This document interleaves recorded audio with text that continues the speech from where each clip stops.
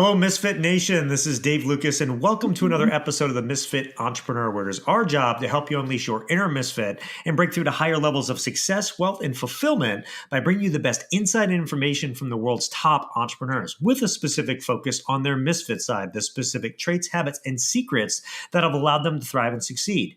As a reminder, if you're new to this channel, hit the subscribe button below, give this video a like and a comment as well. We do our best to respond to all comments as timely as possible. This week's Misfit Entrepreneur is Preston Brown. Preston is a multiple eight-figure entrepreneur specializing in disruptive innovation and profitably scaling companies. He started his first company in college and was soon making more than his professors, which prompted him to drop out of college and never look back, creating 18 successful businesses with revenues over 180 million.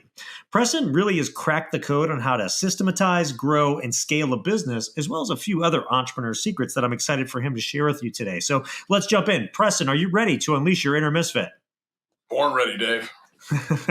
Well, hey, it's a pleasure to have you on. And, there's so many ways that we can go with everything that you've done. So I'm going to try to jam pack everything in today, but we got to start with your story because you've got a really interesting story of how you got to where you're at and what really spurred you.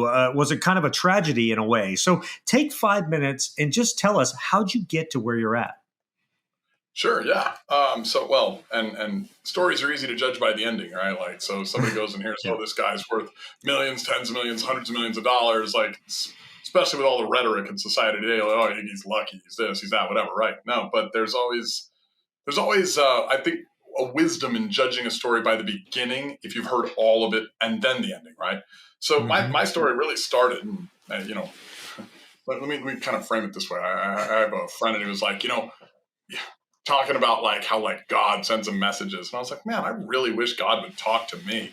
And then one day I realized, wait, what if he has? Like, what if the biggest problems I've ever had became my turning points? And my biggest problem, like in my young life, I was 7, 8 years old, is my dad wanted to be an entrepreneur. And I mean, I grew up in this great family, lots of love, beautiful like environment, but we were poor. And Dad wanted the life that we watched on TV, not the one that we had in the little trailer in Canutillo, Texas. And if you've ever been to El Paso, like here's El Paso, and there's Canutillo, right? Like, so it's like, well, you can miss it real easy, and most often you want to. And I remember he was beautiful, like most heart-centered entrepreneurs. He went to work. He worked in a little shed out next to our house, and sometimes 6 a.m. to 8, 9 p.m. at night, like working. He was making things. He was creating. He was doing what entrepreneurs do. But he didn't understand some things. He didn't understand billing, charging, collecting, and sure enough, things went wrong. Murphy's Law has an effect on all of our lives. And one day mom loses her job and money gets scarce real fast when there's an entrepreneur and, a working parent that's not working anymore. And the fight came. And I don't remember everything that was said, but I do remember like the frying pan flying across the room. I remember the words, a real man can feed his family, collect what you're owed. And I got to be the charity piece. Drove up to a house not far from a house I used to live in, up on the mountain. And there, my dad, all 6'4" of him, I mean, badass, member of men. So like my hero, like really amazing guy, walks up to this guy, all of about 5'9", and I knew it was going to happen. My dad could kill this guy with a napkin. He was going to demand what he was owed. He was going to get what he was owed. We're going to go home, the heroes, and everything was fine, right? And it, of course, it didn't go that way. I mean, it went from demanding to asking to, I don't want to call it begging. I don't think my dad ever begged, but it was probably not far from it. It was like the excuses. Hey man, look, if I can't collect, like I could lose my family. And you could see this other guy like really catching on. And my dad wound up walking out with a wad of cash from this guy's pocket, and it was nowhere near what he was owed. He was owed thousands of dollars back in the 80s where that meant something. And for me, at a very different perspective, like sitting there in this guy's living room, like watching my hero get beat for money, it shifted me. Like I had money was the meaning of life. Like from that point on, I mean, love was the meaning of life before that. Like it was all about compelling relationships and experiences, like any child you'd ever meet, right? And that's why we love children, is because they're not so disillusioned by the world that we live in and conditioned, right? Like, but no, that day I shifted. I went away from love is the meaning of life because I watched a man who I loved compromise. And the word compromise was like comp a promise. Like, so what he was owed, he gave up on. And I learned a new emotion. I'd never felt hate, but I hated that guy. And that drove me to change a lot of who I was, which I became very corporate, very cutthroat. I mean, I was probably impressive as a young entrepreneur, painting driveways and house numbers on $10 a driveway. I'd do 200 driveways sometimes in a weekend with a team of guys, pay them each $50, and I'm walking out with thousands of dollars. Like, I got accused of being a drug dealer, never dealt drugs in my life, but I had cash like a drug dealer when I was in high school, and it's because I was doing the entrepreneur deal. But I went from there to getting into more legitimate businesses, dropped out of college, like you were saying, because I was making more than the professor. Why was I going to listen to that guy? You're going to teach me finance and economics, but you don't know how to sell shit. You're sitting here with a salary. I can go sell stuff, make more than you on the weekends, and I work 2 days a week and have 5 off. You're crazy, And so that hit me, and I became corporate, man. I learned growth. My mother also is hugely impactful. She was a psychology gal. She'd say, "Figure out the game, you'll learn how to win. Figure out the game, you'll learn how to win." So that always filtered. And I built formulas for everything. And at that time, mainly growing businesses. I would grow, build, and everything was about the business. Always money, because that was what I was conditioned to at 7. 2019, the best day of my life and the worst day of my life hit on the same day. And my dad sat down in his favorite chair, and he was researching Ford and Ferrari, the movie that had just come out. He'd watched it on a date night with my mom the night before, coincidentally, and he went to sleep, and he didn't wake up. He just went home that day. And that for me was, I'd never lost love. I mean, I'd had an abundance of it pre-7. And then I put a wall up against it and only went for money, right? And the sins of the father, the sins of the son, his pain became my journey. And here I'm sitting there, and all of this money I've made, and I'm probably worth tens of millions of dollars at that point, and all I really want is my dad. And my mom's ringing through my mind, figure out the game, you learn how to win, figure out the game, you learn how to win. And there was no winning. There was no getting dad back. And I'm looking around as I'm there in her house, and she's a beautiful, regal woman, broken. And, all my family there is just ripped to shreds. And I'm like, how do I get more time with these people? That's all I really fucking want. And that pivot. And there was a lot of lessons that day. One was, I wasn't suffering because he was gone. I was suffering because I still expected him to be there. And so I had an attachment to that. That was a huge lesson. And I went to war with expectations at that point, and that really helped. But 2, I started focusing on automating businesses instead of scaling them.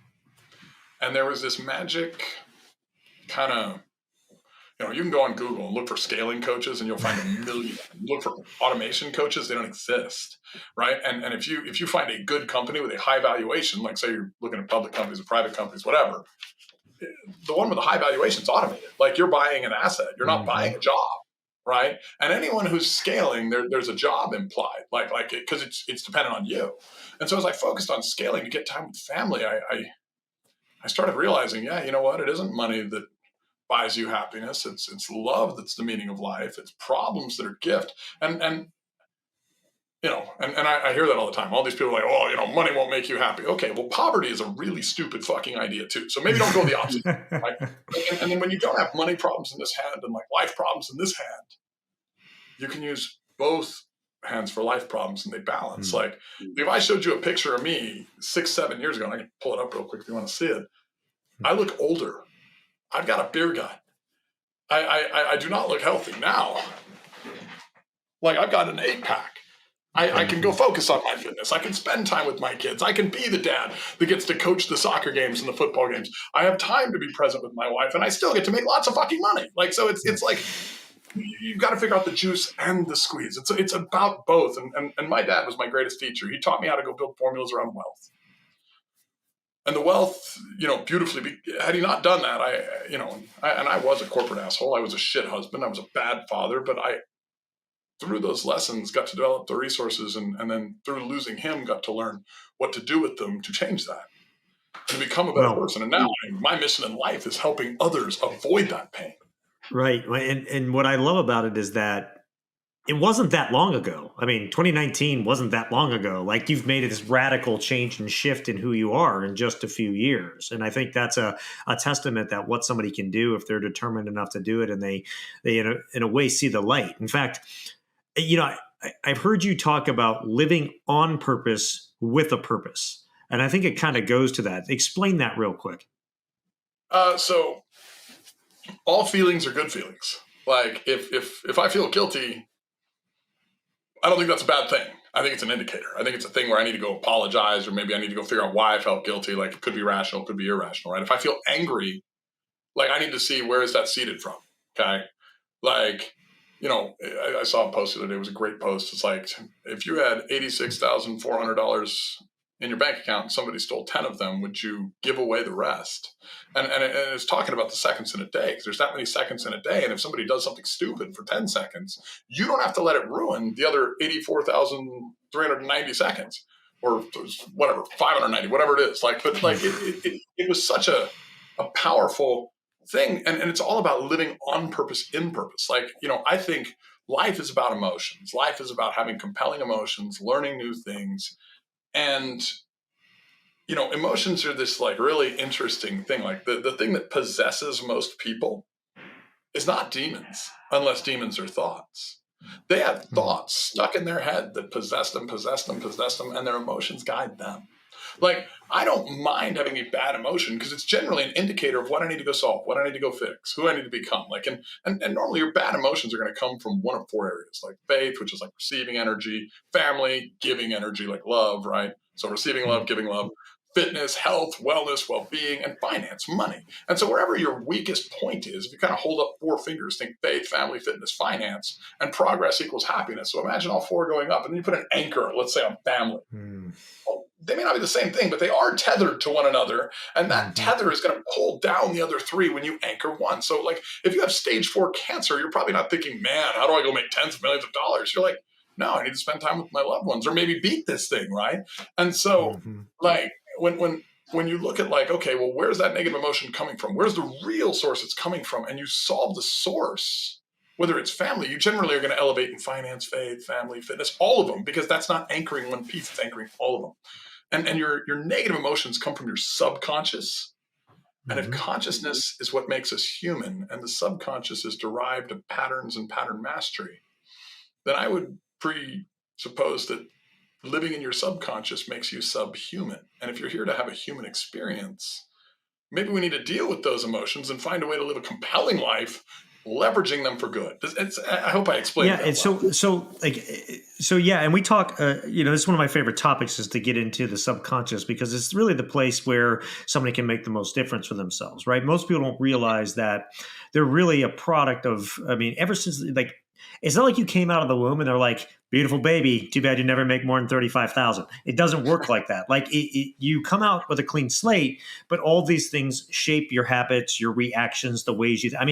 I just did I do every fifth episode, I do a lesson for my daughter, and I did one on fear, and I got into this where I talked about this all these influences shape how you think, how you act, how you react to the scenarios in your life. Because when you're born, you don't have any of that. So where does it all come from? Where do your thoughts come from? Where do the reactions to you come? Most people don't think to do most of the things they do through the day. They don't think. It just happens, right? So where does that all come from?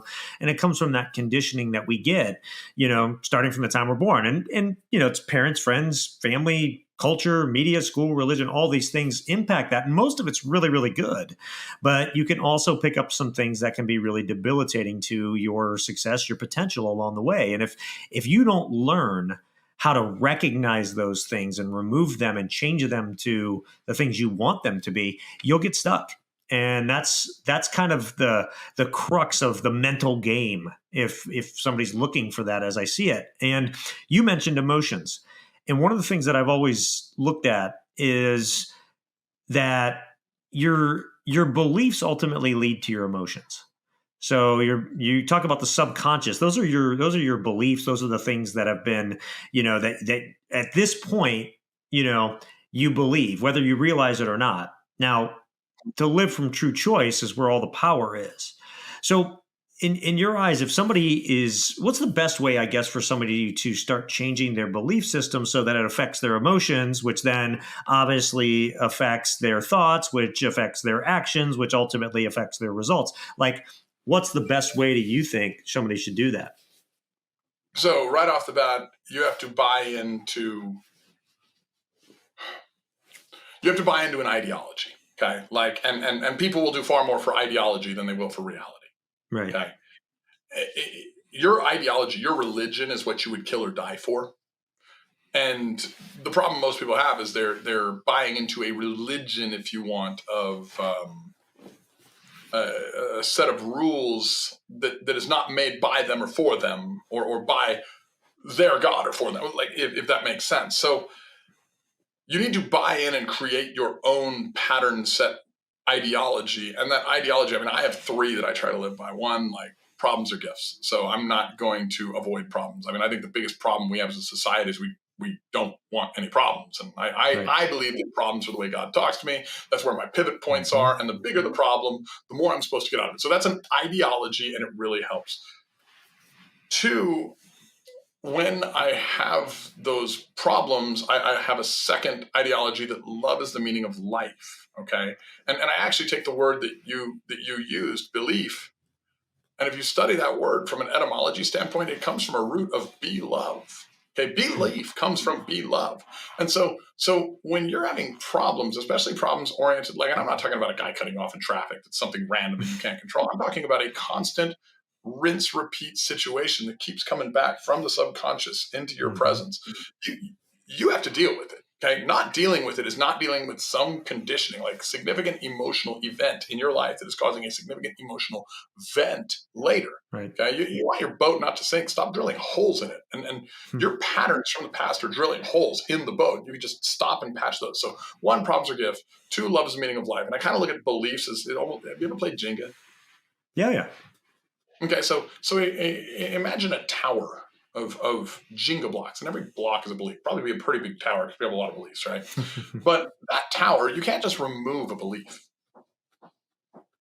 You can put in a false belief that is a lie, and you can live that, and it will manifest in pain. But the only way to have a more and better improved life is to remove that one, figure out what's true, and put the truth in. The only thing that has ever set anyone free is truth. Like I got into a talk the other day on forgiveness, and it was such a fascinating conversation. Do you know what forgiveness is? It's detaching yourself from the pain caused by you or somebody else. Like whether you're forgiving yourself or whether you're forgiving them. And look, well, let me stop you on that, because the thing that people, the many times the thing that needs forgiven the most is ourselves, and people don't do it. And they carry this albatross around their neck about it, and it just drags them down. So it's a great point. Go ahead. Forgiveness, I think, is always 100% a personal sport. Like, it is a spectator sport, not a team sport. I don't care what the other guy's done. I mean, they probably did it almost. And I'm not saying there isn't the exception that doesn't prove the rule, like the psychopath or the insane person. Like, there's always the exception. But if we're going to talk about the general we got to remove some of those exceptions to be able to have a logical conversation. All forgiveness is it's a spectator sport. It's an internal process. You have to let go of that attachment, let go of that expectation, understand that the behavior committed by whatever individual, yourself or other, that did this is no longer going to be tied to you like a core. Like, anything you can't forgive owns you. It's got an anchor. Yep. It's got a chain directly to you. And anything that you judge so harshly and hate somebody for, you're only judging because that's coming from the worst and deepest parts of yourself. And maybe they did that to you, but that's something that you couldn't imagine doing, but you'd kind of like to do to them. Well, but you're giving up your power to them, letting them affect you in that way, right? Amen. You're giving up one of your most important assets, which is your power to control and to live from your choice, not being, run by either programming from the past or somebody else, effectively, running your life in that sense, 100%. Yeah. I mean, you're blaming, and blame is a really interesting acronym. It's being lazy and making excuses. That's true. And I love that. In fact, this is great because, like, from an entrepreneur standpoint, you need to understand this area and really get good at yourself in this area before you before you really break out from an entrepreneurial standpoint, and that's what I want to get into you with. You talked a lot about formulas and automation and that sort of things. All right, so Preston talked about systems, talking about automation, talking about these formulas. Like you said, you've basically just automated a business so that you can have the life you want and they continue to grow and do all those things. So it's probably a big loaded question, but like, what's your philosophy on building a business? And talk about some of these formulas to create these systems. What's essential to success? If I show you the basics of the formula, and I'll hold it up for the camera too, and I'll explain it as I can, you're going to be so unimpressed that, it's not even funny. Oh, you know what? Sometimes the simplest things are the best things. So I'll give you a simple formula, and there's two formulas that I follow. Okay, I mean, there's really one formula, but I had to kind of stage it in 7 different tiers. Okay, and I've got a bunch of formulas for this formula. This one formula is a problem-solving formula. I don't know if the camera can see it there, but I'll go over it. Okay, there's 3 goals in any business. Okay, and if you take a problem and you put it in the top, put problem here, it goes through and filters through to the bottom, right? And that formula is a simple problem-solving formula. There's 3 things that make up one thing called efficiency: alignment, simplicity, and foresight. So if I take in a problem, okay, because problems are gifts, same way you're talking with your psychology earlier, like the belief, be loved, problems are gifts. How do we get closer to our problems? Like we study our wife, we study our Bible. Maybe we should study our problems. If we fully understood it, maybe we could solve it, right? And so businesses are no different. Like you take that problem-solving formula, you understand the only goal in business is efficiency. That is the only goal. All other results in business come out of efficiency. Okay. And so alignment and simplicity are what I call the twin sisters of an energy called optimization. Everybody's worried about this, and they really shouldn't be when they start. Nobody starts optimized. Okay. You start not optimized. Like everyone wants to build a big, perfectly organized business. I'm like, no, build something big and disorganized. Like get really loud, get a lot of customers, get some attention. Optimization and efficiency when you're a startup is you need to go and get customers right now. You don't have to have the perfect margin or the perfect systems or the perfect job description. Screw all that. Like, so stop worrying about that. Like what gets everyone in a business is this thing called foresight, right? And so foresight is an exceptional energy. Like I love to drive. I have a fun McLaren. I've had other fancy cars, and I'm a pretty exceptional driver. But that vehicle, just like your business, is an optimized machine. That has all the alignment and simplicity built through. Okay. And let me explain alignment and simplicity real quick. So you have to, and this is the paradox of business, right? You have to compromise alignment to create more simplicity, and you have to compromise simplicity to create more alignment. So it's this iron sharpens iron process, and that's the paradox of why we measure and use both. And foresight, that's what it takes to get into a business, but you have to add optimization later, even though you got rewarded by getting in. No different than Pavlov's dog. Like you get into business, you got rewarded, you're an entrepreneur. Hey, you're a success story. You're really cool. Guess what you go do? You're like, wow, I'm a shitty parent with an unoptimized business. Let me go have more kids. It's a terrible idea. And then you wind up with 2 or 3 or 4 jobs that you call businesses, and you're pulled in a bunch of different directions, and so there's all these different traps, right? But like what gets you into business is not what keeps you there. So you need to focus on the optimization and the foresight. Foresight first, then optimization, then foresight for innovation, then optimization. 2 ears, 1 mouth. You listen twice as much as you talk. That's the same thing. Once you know that part of the goal strategy, okay, and you put the problem in, you figure out where it hits, like is it foresight or alignment, simplicity, then you go down to the next, which is the 4 things you measure: culture, clarity, capacity, cash. These are the 4 things that make up a business. Now, let me start with cash because it's fun and it's interesting and it's easy. Like you're a human, Dave. I'm a human, okay? You are 70% water. Most of that water is blood, okay? Now, I know that you're 70% blood and I'm 70% blood, but I'm not sitting here thinking, look at all that blood. I'm sitting here thinking, oh, there's Dave. So the business owners that are talking about like money all the time, they have a big problem. It's not their passion. It's not their purpose. They're not going to do well. They're thinking they can hustle their way to financial success and they will be miserable in the long term. Like I can give you a litmus test for getting into businesses as well. But once you've got cash figured out, that there's not like just return on investment. I mean, you've got return on marketing, you've got return on time, return on energy. You do have return on investment. Once your investment's back, it's infinite. So stop stroking yourself. You have return on your balance sheet. You have return on your debt. Like those should probably be perfectly the same. If you have return on balance sheet and return on debt, the exact same number, you are scaling in the perfect arbitraged angle for your industry. And that's like a decamillionaire secret that nobody will tell you, probably centimillionaire secret. So that's just cash. Like then you go into like, okay, well, what about capacity? Well, capacity is easy. Like it's 4 flows. Like every business has leads. Then once you have leads, you need to get sales. Then once you have sales, you have to deliver upon sales. Once you deliver upon sales, you need to collect, right? So there's these 4 flows of capacity, and wherever your bottlenecks are is in the weakest area of your capacity flow. So I've got, and like I'm telling you these overall broad topics, like I've got another 12 formulas on capacity that like will help you kind of nuance it because there's a bunch of things to it, but that gives you the broad part of capacity. Cool thing about capacity, I can go into any business anywhere. In fact, I've started charging to go into businesses. I had a guy paying me $50,000 to go spend a week in his company, and I've since had 2 other people ask me to do it. I'm like, oh, okay. I haven't said yes to the other 2, but like, this is a secret on capacity. Everybody could use this, okay? All of your problems are found in capacity. All of them. You will find all your problems that you need to dump through this formula in capacity or lack thereof. Now, we go to the next one, clarity.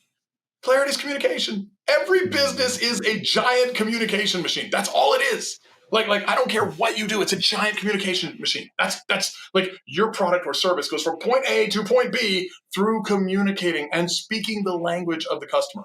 Like here's a multi-million-dollar secret. If you just get this from the podcast, you will get really fucking rich. It's so easy. You want to master marketing?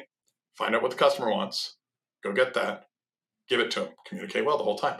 You want to master sales? Find out who the customer wants you to be. Go become that. Give it to them. Communicate well the whole time.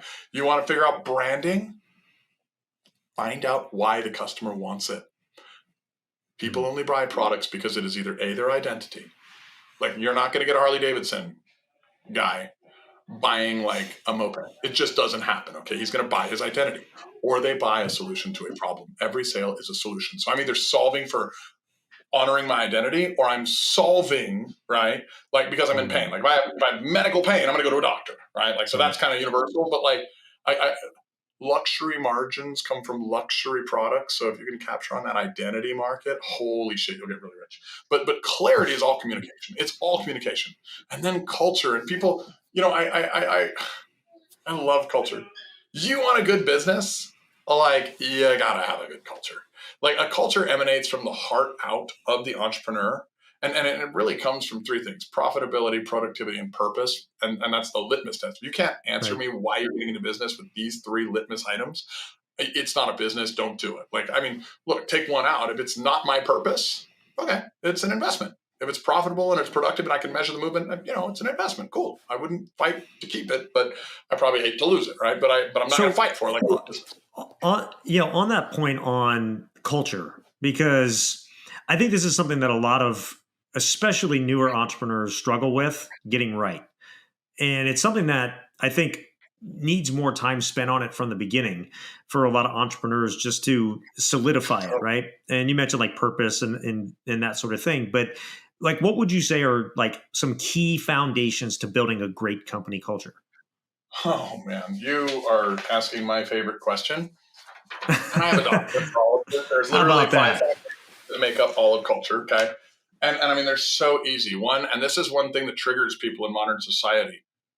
And before I even go into this, like if you think of the word culture, okay, reverse it. You're a cult. What is a cult? A cult is a group identity, okay? Right. That's what it is. Like culture for a business is like identity for a person. We all have this negative association with the word cult.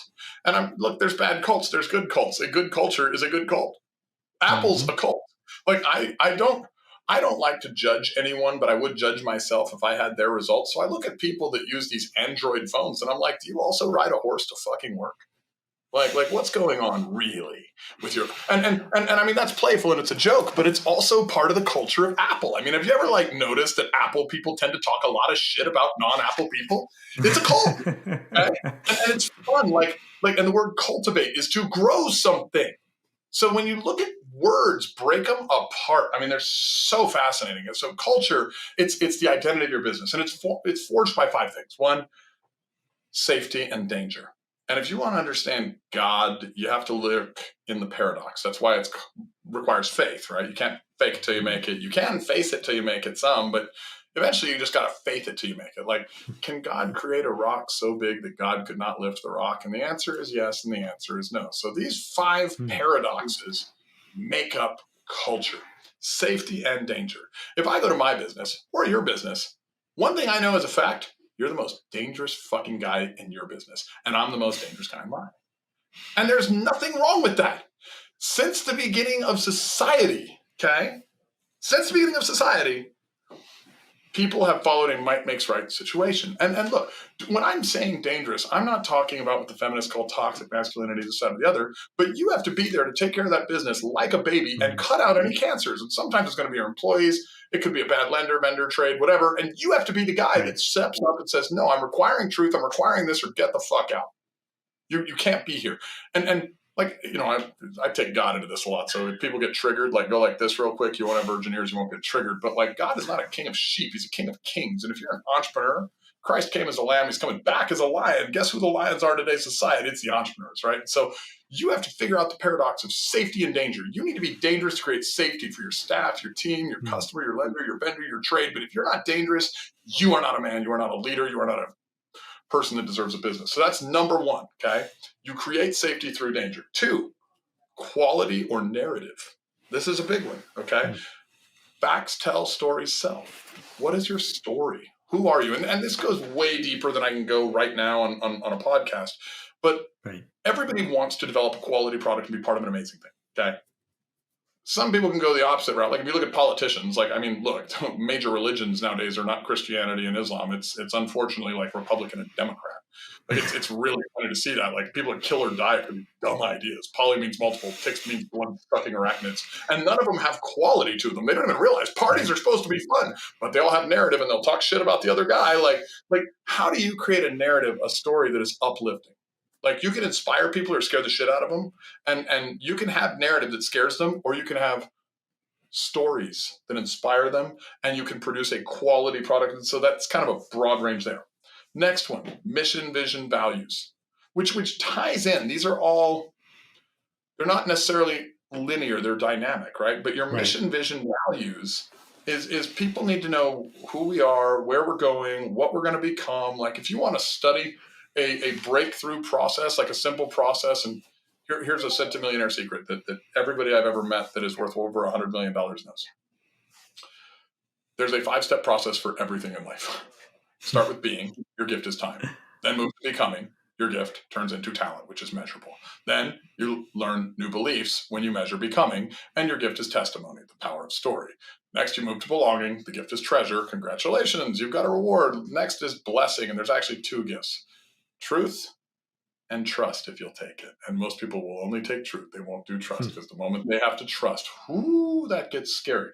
But mission, vision, values, people want the truth of the process and to trust the process. You have to kind of build up through there. And then there's production, like people, and this goes into mission, vision, values. Like they all kind of flow through to each other. And I can go into that on a longer form thing, but I can be the guy creating a 100-person mastermind, and it's going to be a small group, and we're going to have a really intimate, tight-knit situation.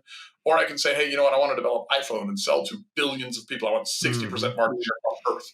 And so production, there's no wrong way, okay? There's no wrong way to do it. And last, and this is last, and if you don't have this in your business, you're missing out on the juice, the squeeze, and the crazy tribal triggers. Identity is powerful, and you have to have tribal triggers. Like if you go to like a Tony Robbins event or something, they're going to have like, say yes, like he's going to have like all these different things. You go to a football game, they're going to have the foam hand, and everybody's going to be like raising the foam. Like there's tribal triggers. There's little nuances that this is who we are. This is our identity. This is fun. Like if you go to my home building company, we're delightfully tacky and unrefined. Like we have a sign up front that says, we reserve the right to refuse service to assholes. If you walk through the full process, there's also a bidet in the master bedroom, and we'll make jokes about how, it's only dirty assholes. And so like we're delightfully tacky and refined, but we sell a product to humans who have babies, have families, take shit and everything else. And we play on that. Like we have fun with it, right? And so there's tribal triggers. Let me tell you one of the most powerful tribal triggers real quick. So, and I said this on stage one time. I said, there's no such thing as race. There's only one race. There's just the human race. Your skin color does not make you one race or another. There is no such thing as race. I'm so against this. And of course, I'm on stage with a bunch of people with different color skins. And so like you can imagine the room goes like, whew. And then I proved it with tribal triggers, okay? And this was during COVID when everybody was talking race, right? I said there has been 2 races at one point in history. Just one, okay? One, there's no scientific proof that a black man in Africa and a black man in England are any different than a white man in Africa, white man in England, or each other. The white man in England, the black man in Africa. Like, we cannot find a genetic significant difference. There's no significant difference that proves race. Okay. In fact, genealogical alleles are what passes down from human to human when their parents mate, and based on environmental stress, like your skin will get darker if you have more sun. Hello. Like that's not race. That's evolution. Right. But there were two races at one time. And what we didn't do was talk shit about each other on skin color or anything else. What we did, and it was really interesting, when Neanderthal man was there and Homo sapien sapien was there, and Neanderthal man could kill us with a napkin. They were big. They were badass. They'd been there for a while. They had better weapons, better at warfare, everything. But Homo sapien sapien figured out one tribal trigger that was gorgeous. They had this thing called music. And music was our tribal trigger. And we defeated Neanderthal man. Bigger, more powerful, more dangerous, everything with music, because they came to our campfires serenaded by our music. They made it with our women, made it with our men. They were absorbed into our culture, and we beat them with love, not with hate or baiting or anything like that. So what are your tribal triggers? How are they loving? All of this stuff. And how do you build fun into it? Does that make sense? It makes total sense. And I let you go on that for a while because it all flows to itself, right? So every one of those interacts with each other to have all those as a foundation of culture. Now, implementing it and doing it is a whole nother thing, but Amen. The understanding it is the first key to that, right? Awareness is the catalyst to change anything. So if you have a business out there, go back and just listen to that 5-minute segment from Preston, because that'll make you aware of the things you need to do, and then start working on each one and implementing it. You don't have to do it all, right? I would think you would suggest, right? Don't eat the elephant all at once, eat it one bite at a time. But you could probably do this over the course of a few weeks to a month and have all of this in your business the way that it should be. Yeah. Oh, and your guidepost is no different than what it was with the formula. There's the problems. So if you're looking at it, safety and danger, quality, mission, vision, values, production, tribal triggers. Where's your weakest area? Where's your biggest problem? Solve that one first. Always slay the dragon. The reason we go watch the movies with the knight in shining armor is because he's going to slay the dragon. He's not going to be like, well, I better do my taxes. He doesn't worry about that shit. He slays the fucking dragon. You go find your biggest problem, attack that. Oh, and let me finish the formula for you too, because it's so cool. Good. In life, you can change a million things on a million things, right? In business, there's 6 dials. There's 6. So once your problem's filtered through alignment, simplicity, foresight, and you kind of recognize which part of efficiency do I need, and you've measured the 4 measurements: culture, clarity, capacity, cash. So it's filtered out here. Now there's only 6 things you can change. My wife in her makeup drawer, Dave, has 150 things this woman can change. She can be a different woman Friday night than she is Sunday morning. And it's insane. I don't tell my pastor, but Friday night woman is way more fun. I way like Friday night woman better. But those 150 dials, that's complexity. I wouldn't even know what some of those things are. Complexity is seductive, not productive, okay? Productivity gets you paid. Seductivity gets you fucked. I like that in my marriage, not my business. No thanks. So in business, there's 6 things you can adjust, just 6. Price, product, people, place, promotion, and last but not least, process. Highlight it, underline that one, kiss that one. So when you solve the problem that you have, there's generally a problem that caused it. When you add the process, it solves the problem that is, and the problem that caused the problem that is. And now it's a regenerative growth model. You don't have to. This is one of the biggest secrets of optimization, is you don't just solve the problem that you have, you solve the problem that caused it. And as you keep doing this and you're slaying the dragon every time, I mean, I can accelerate any entrepreneur. We could do what would take 10 years in a year, but literally just knowing this formula, you can do it yourself. You don't need any coaching. Should you have coaches? Should you have mentors? Absolutely. Should you go out and get the best of the best? Yes. Should you get great information, content, and mentors? Always. But this formula is so simple, it's not even impressive. I'm not impressed by the formula. To me, it's like the 10 Commandments. The 10 Commandments, to me, I'm all right, thou shalt not kill, thou shalt not covet another man's wife. That's not inspiring shit. That's a pretty low fucking bar. All you have to do is to solve problems, and you're an entrepreneur. You're successful. Well, that's the whole point, I think. We make things much more complicated than it has to be in life and as entrepreneurs and everything, right?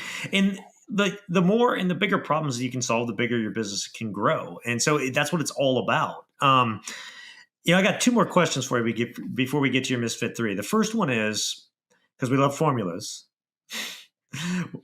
what's the financial freedom formula? Because I've heard you talk about that. Ooh, okay. So I'm so glad you asked. It's a marriage of these two. Okay. So I just gave you the problem solving formula, and this used to be the only formula I'd have because it works. Like, if you just solve problems, it works, right? But I realized because of measurement and seeing people like that, I'd give the formula. Yeah, here's the problem solving formula. Oh, okay, do that. Oh, do that. Oh, do that. And at this point, I think I had 14 or 15 businesses in varying different sizes and scales of companies. I had like some that were like 9-figure companies and some that were startups. And I naturally knew where each was and what efficiency looked like in each stage, right? And so I'd give people the formula and they'd see me buying airplanes and doing this and doing that. And then they'd go start mimicking that. And it's like, whoa, I'm doing that for tax purposes. I'm doing that for write-offs. You're not there yet, bro. Like, you have expenses. What the fuck you do? Like, I get it. Somebody passed away. You inherited some money. Wrong thing to do. Like, don't do that. And so I created this second part of the formula to kind of help people get there. And this will help your listeners. So there's 7 stages of entrepreneurship. I'm going to hold it up real quick while I show it to you. And you solve a different problem at every stage. Okay. So there's a different kind of main set of problems with each stage. And if you think about a staircase, even one with 7 steps, like, you're not normally standing on one step, you're normally walking. Like, staircases are not places we stay, they're places we move, right? So you're going to be on between 1 and 3 steps normally, 1 and 4 steps if you're uncomfortable, but maybe in a major growth mode or a shrinking mode, like depending on which direction you're going on the staircase. I've seen a few people in like all 7 stages. Imagine doing the splits on a staircase. As you slide down, you're scraping off some things you might really like. So you can imagine the amount of pain if you're on more than 4 steps. So let me give you the stages. Step 1, entrepreneur. This is a person with mindset issues. They can't get out of their head. They haven't figured out how to, read the right book, understand the right thing, identify the problems or gifts, whatever it is. It's not the right time to start. I've got a dream. I've got a passion, but you know what? I'm going to go work and make that guy rich instead of showing my kids who God made me to be. Like, so there's that guy. And I've seen like megapreneurs that are at the top of the thing go back into that because of a divorce or a death or loss. Like, you can go back down as well, right? Mm-hmm. Once you solve your mindset issues, you move to startup. Like, there is nobody that shouldn't be an entrepreneur. I hear all these people, some people have it, some people don't. Bullshit. All people have different gifts. Everybody should be an entrepreneur bringing their gifts out. So startups, they have to use that litmus test: productivity, purpose, okay, and profitability. If you're not profitable, it's a hobby. If it's not your purpose, it's an investment. And if you're not moving, if you're not productive, you're a con artist. Profitable. So you need to fit those 3 Ps, right?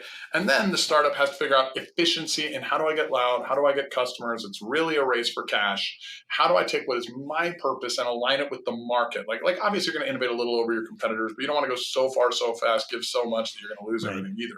And so you kind of got to align it with the market and figure out, how do I get in? Once you got there, guess what? Like, now it's basically a job. You're just the boss. You own your job. You're what I call an operational entrepreneur. Another great word for it is slave labor. It's modern slavery in the entrepreneur world, because you are going from crisis to crisis to crisis, managing by crisis. And this is really where we need to avoid the traps of opening the second business. You are getting rewarded. You're probably getting a little pay raise over what you'd ever made in a job. But you're an independent producer. You're more like a real estate agent or an insurance guy or somebody like that who's, I'm making a lot of money, but it all depends on me, right? So it is a spectator sport. Then you start realizing, okay, well, maybe it's not a spectator sport. Okay, I'm not going to open a second business yet. Let me optimize this business. I got rewarded for being exceptional. Let me move into some optimization. I'm going to go into that entrepreneur phase. I'm going to start doing things like, I'm going to build a team, probably get an office, probably, maybe add some insurance. I might get a CRM. I might get a software. Eventually, you even get what's called a director of operations, or a DO. A do, who is your micromanager that you personally hire, that is helping you so that you can don't, okay? Because you want them to do so you can move into where you're really becoming that C-suite level executive within your own business. And look, one thing I always hear the gurus say, and this is a big trap, especially an entrepreneur, they'll all tell you, you don't want to be an operator, you want to be an owner. This is such bullshit, okay? Don't look at businesses that way. This is a major trap. I don't want to be an operator. I want to be a master at it. Once I'm a master at it, then I can move to owner. So they're skipping a step in that process, okay? You don't want to go operator to owner. You want to go operator to master, master to owner. And I kind of look at businesses like I look at family members. A baby business is sort of like a baby human. I'm not going to schedule the diaper changes. Like, they're going to shit when they want to, and I'm going to be there for them. Okay. And like when you get to the higher level businesses, like all of a sudden you get to that entrepreneur business and you're like, okay, I've got my director of operations. I've got all these things. Oh shit. I've become an owner, but all those people that I brought in to take over all that work that I was personally doing, if I have not scaled, now I'm really in trouble because what did I really get? A huge pay cut. Okay. I got a huge pay cut for the same amount of throughput that I had before. I got some other people doing it that I'm paying. So you went from like, making a lot of money, I'm busy, to now I'm broke and I've got all these people, but I've got an asset that it doesn't make much. Oh, what do I do? But I'm an owner, not an operator. Shut up. Like now it's time to go master it. Now's where you learn. And everything at that point's all over the place. And it's helter-skelter for the business. It works, but it's just nonstop fires. Always. And so here is where you have to learn scaling, and scaling is an art. You go into what I call the operational megapreneur phase. There's normally a pivot, like if you're a home flipper, you might become a home builder, you might become a hard money lender, something that's a little more scalable than say the industry you're in. So there's generally a small pivot, and you start mastering sales because you just scaled capacity by adding a bunch of teams to your group. Okay, so you have more capacity, you have more people, period. And you have offices, CRMs, insurance, all these things, right? So now you have to scale sales. You have to learn that ROM, that return on marketing. What is my cost of customer acquisition? What do I do? Then you scale after that, and you put a regenerative growth model so that this is continuing at the level you built it to. Brand, okay? Now, everybody thinks, oh, branding is I need to go get on a Super Bowl commercial, or I need to go do, nah, that's if you're Doritos. Like in your business, your branding is loving feedback. I don't have a problem when somebody gives me a negative review on my business. If it's true, like if it's false, then I get insulted like anybody else. But if it's true, I'm like, oh, thank you. In fact, I love recessions because you know what recessions are? They're great feedback opportunities. You learn a lot of stuff about what really should be, the case and what your customers are wanting. And so you can find out what they want, find out who you need to be, do all those 3 things I told you early. And so scaling brand is going back to the people that bought from you and back to the people that didn't and finding out why. Yep. And that way you're improving what you did and maybe adding what you didn't so that you can grow. This is going to become a second sales nature, and you add a regenerative growth model there. Then you're going to start getting busier. So next you have to scale margin. I'll tell you a funny story here because margin's so easy. You just raise the fucking price. That's all it is. It's just raise the price. During COVID, I bought a home building company. I was like one of 40. I was one of the smaller companies. And COVID hits, right? All the builders stopped building. I didn't stop building. I went and looked at the data because the greatest asset on your balance sheet is your data. So I looked at the MLSs, I looked at all this stuff, and I was like, wait, everybody's taking their homes off the market. And people are having to stay home, and their homes probably suck. They might want a bigger, nicer home. So I built bigger homes, nicer homes, low interest rate environment, and I started tons of homes. Everybody's like, you're going to die. Okay? Then I had so much demand, even though I could build 15 a month, that I was selling 60 a week. And I was like, oh, fuck. Raise the price. So I raised my prices by about $150,000 over a 6-month period in El Paso, where like the average home was probably $150,000. Now I'm 300. Everybody else is 150. They're like corporate greed. You're evil. You're the devil. You know what happened next? Lumber tripled in price. All other materials doubled in price. And all the other builders had to stop building. So I got to be like the only builder building for quite a while. And now we build more square footage than anyone. We're a 5-year-old company. And because I didn't listen to the naysayers and the idiots, I listened to the market, right? And so you do margin. Then you go back to capacity. And this is, okay, who's working, who's not working? Who do I need? Who do I not need? How do I cut? How do I clean? How do I add a CRM? How do I improve my tech? Whatever, like it is to improve your capacity. Do I need another salesperson? Then you go back to sales, brand, margin. You're going to keep doing this over and over, rinsing, repeating on this cycle. And you're going to notice top line go up, bottom line up slightly. And you're going to see that happen many times until one day top line goes up and then your expenses are going to go up a lot more. And that means leaky buckets. This is a magical time. This is the magical time if you are going from operational megapreneur into the next stage of megapreneur. It's time to get C-suite executives. Don't fall into the trap of promoting from within. Go find the amazing human beings from big corporate heartless companies and you pull them in. They get the benefit of heart from your company, but they're going to bring the corporate to you and help you manage because you can no longer be everything. Probably start with a COO or CFO, and then you can just start adding your C-suites. But these are outside people brought in. You cannot start training new C-suites within your company until you're probably 25 to 50 million in revenue at least. And normally that's on a service side. Manufacturing might be 100 to 200 million in revenue because look, revenue is vanity, profits are sanity. Don't fall into the dumb traps. But megapreneur You have a new problem, and this is the last step, and it's so fun. Megapreneur, you're like, everybody's like, oh, the rich don't pay their fair share, da-da-da-da-da. And every phase before this, you have had expenses. Expenses are tax write-offs. And now you're rich. You're making lots of money. You have an optimized machine. You have C-suite executives. You're a badass. Buy your Ferrari, and you have a new business partner. His initials are IRS. It stands for I really suck. He wants 40% of your fucking money, and then the politicians he gives it to talk lots of shit about you, and then you go realize, wait a minute. All those politicians need campaign contributions from rich people, so they put all sorts of shit in the tax code. I can go to said tax code and read it, or hire an accountant that reads it for you, or whatever.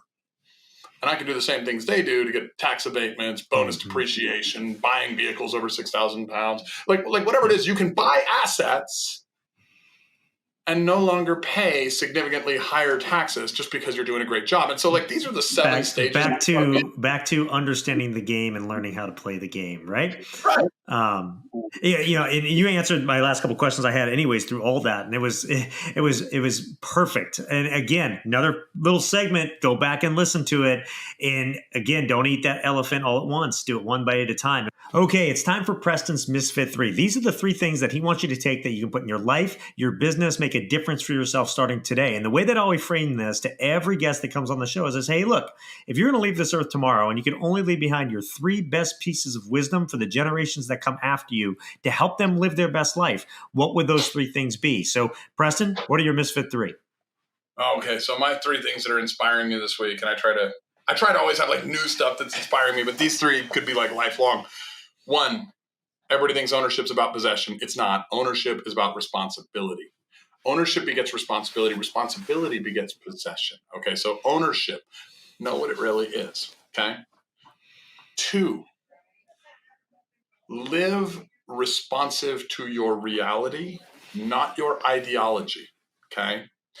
People, if you truly know something, if you truly know it, you don't have to defend it. You don't have to fight for it. You can just fucking live it. Okay. So live within your reality that you truly know, not some ideology that some asshole sold you that's not even you. Okay. 3, the word problem comes from the word emblem.